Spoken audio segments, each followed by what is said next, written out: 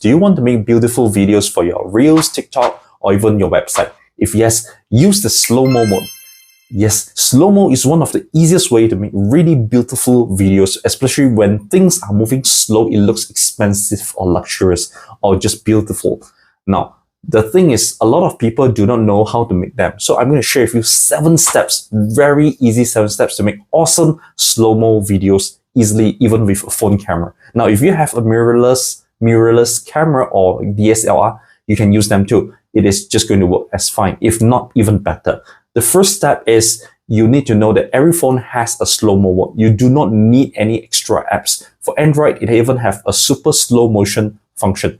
Now, super slow motion, it goes up to 240 frames per second. You do not need that high. 120 frames per second is good enough.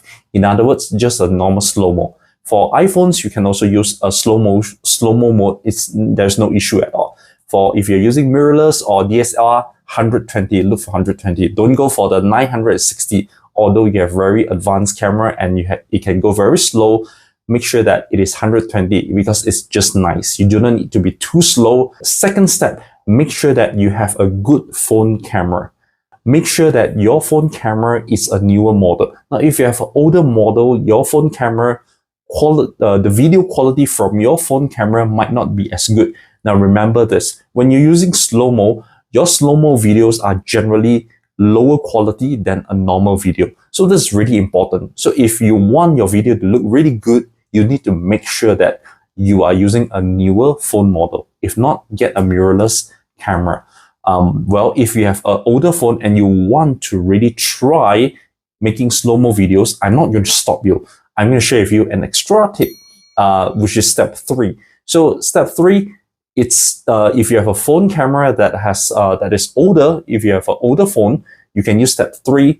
You need to play around, spend more time. If you have a newer phone camera, if you have a newer phone model, step 3 is going to make your video even better, which is using a fill light. So what is a fill light? This is an example of a fill light. A fill light, let's just turn it on. Okay, so a fill light basically is not too bright, and it has this white color surface area to diffuse the light like a softbox light. So without this one, the light will be too bright and your video will look will be blurry and overexposed. So with this diffuse, it helps you to make sure that your food or your object, the thing that you are filming, looks good. Always remember, get a fill light. It's not too expensive. It can cost around $30, $60. Depends on which brand you are buying. Bring around a fill light because always remember, good video requires good lighting. What you can do is you can either put this fill light next to the food, or you can hold your phone. One hand you'll be holding the fill light, the other hand will be holding the phone, and you're going to film it together. Next, you want to make sure that the item or the object or the food that you're filming, it's in the middle of the screen. So always remember this. When you're looking at your phone, when people are watching at Reels or TikTok, they always focus, most of the time, the first thing they will focus on is the center, the middle of the screen. So make sure the most important object or the most important food you want to feature on the video is in the middle of the screen. That way, your video will look really good. If the object is somewhere on the top or the bottom or left and right, it doesn't look good, and people don't know where to focus. People don't know what you're trying to do because they always focus in the middle first. Next, the 5th step, you need to make sure that you're using orbital filming. There are many different filming methods like dolly zoom, zoom in, zoom out, move in, move out, or panning. Personally, I felt that the best way to make it look good is orbital filming. Orbital filming works well for normal shooting or slow-mo shooting as well. So what does orbital means? It means that if, let's say, this object is what you want to shoot, okay? So if imagine your phone, if you are shooting over here and the object is in the middle of the screen, you are going to do orbital, okay? So by orbital, you are moving left to right or right to left, but the object that you are shooting is always in the middle of the screen. So if you are holding your phone, let's say you're holding your phone this way, you are going to move from left to right. While you're moving your phone, you need to make sure, look at the screen and make sure that the object is in the middle of the screen. So this is what we call orbital filming. If you are not very used to orbital filming, you need to practice a few times first. The sixth step is you want to move slightly faster than normal. Remember, because slow-mo, the video actually slows things down. So you need to move the phone slightly faster, maybe 2 times faster.